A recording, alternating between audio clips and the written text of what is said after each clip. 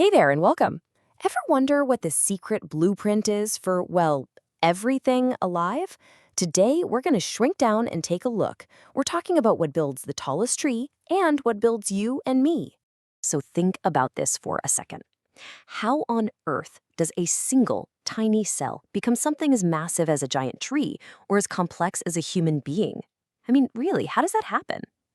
Well, the short answer is teamwork. And that teamwork has a name. We call it a tissue. This is like the first huge step up on the ladder of life. It's the moment where a bunch of individual cells say, all right, I'm done being a jack of all trades. And they band together to become absolute specialists at one single, super important job. So here's the plan. We'll start with the basics of these building blocks. Then we're going to dive into the special toolkits that plants and animals use.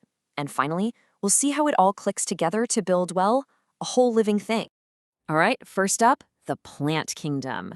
You know, plants have it tough in some ways, right? They can't just get up and walk away to find food or run from a predator. They're stuck in one spot. So their tissues had to evolve into this amazing toolkit that lets them grow tall, build strong structures, and basically just thrive wherever they happen to sprout.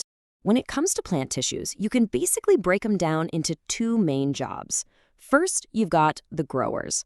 The sciencey name is meristematic tissues, but just think of them as the plant's 24/7 construction crew. They are always dividing and making new cells. Then you've got the specialists, or permanent tissues. These are the cells that have kind of graduated from the construction crew. They've picked a career. They're the plumbers, the support beams, the storage managers. So where does this construction crew hang out? Well, they work in very specific growth zones. You'll find them right at the very tips of the roots and the shoots. That's the apical meristem pushing the plant up, making it taller. And you'll also find them along the sides, which is the lateral meristem, making the plant thicker and wider. These guys are literally the engine that drives all plant growth. Okay, so let's circle back to those specialists, the permanent tissues. Even they have a couple of different flavors. You've got simple tissues, where it's just one type of cell all doing the same job. And then you've got complex tissues, which are more like a project team, with a bunch of different cell types all working together to get something done. So let's check out a couple of simple tissues to see what I mean. On one hand, you have parenchyma cells. They're soft, they're thin-walled, they're perfect for storing food and water. I mean, think about the squishy, fleshy part of an apple. That's parenchyma. But on the other hand, you have sclerenchyma cells. These guys are the complete opposite. They're hard, thick-walled, and they're all about pure mechanical support. You've actually felt these. You know that gritty texture in a pear? Or the tough shell of a walnut? That's sclerenchyma. It's a perfect example of how the structure of a cell is perfectly designed for its job. And get this is pretty wild. To get that incredible, rock-hard strength, sclerenchyma cells are actually dead when they're fully functional.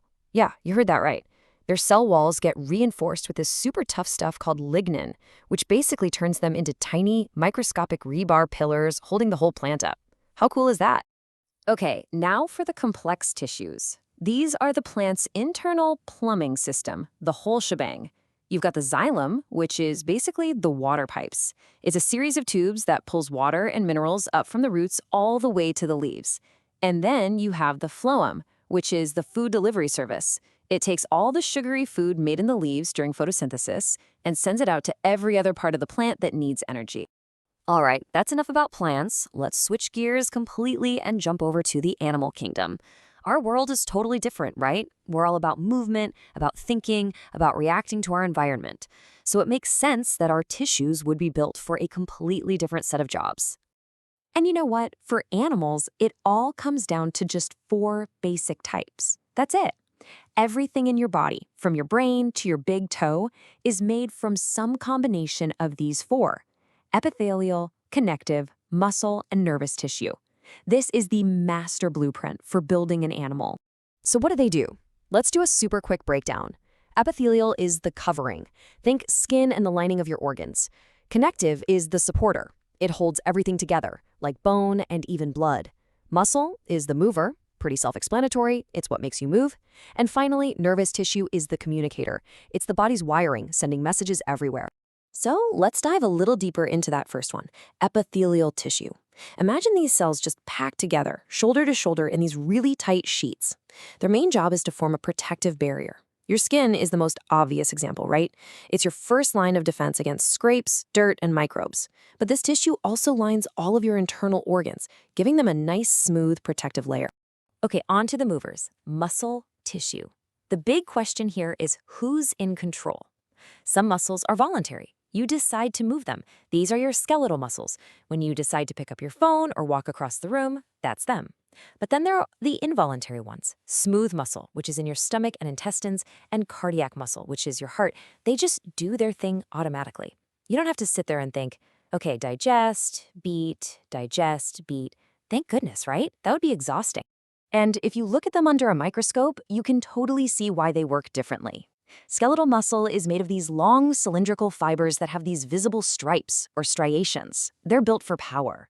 But smooth muscle, totally different. It's made of these spindle-shaped cells with no stripes at all. They're designed for those slow, steady, rhythmic squeezes you need inside your organ. And last but not least, the communicators.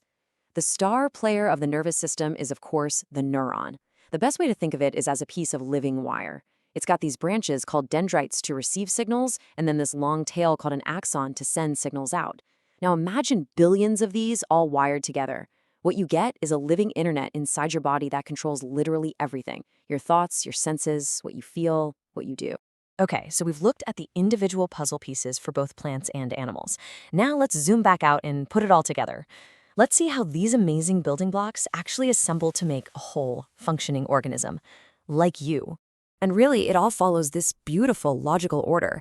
You start with those specialized cells. They group up to form tissues. Then, different tissues come together to build organs, like your heart, your lungs, or a plant's leaf. Those organs then work in teams called organ systems. And when you put all those systems together, bang, you get a complete living organism. It's this incredible hierarchy that builds all complex life. So when you think about it, everything, every single action, every structure, every process happening inside a complex creature is only possible because of this elegant system. From the strong fibers holding up a massive tree to the constant rhythmic beating of your own heart, tissues are the silent, invisible architects of it all. They're the foundation for life as we know it. And that kind of leaves us with one last thing to think about. The next time you pick up a leaf or just look down at your own hand, take a second to remember that bustling, hyper-specialized world of tissues working tirelessly just beneath the surface. It makes you wonder, right? What other incredible secrets are hiding all around us, just in plain sight, waiting for us to take a closer look?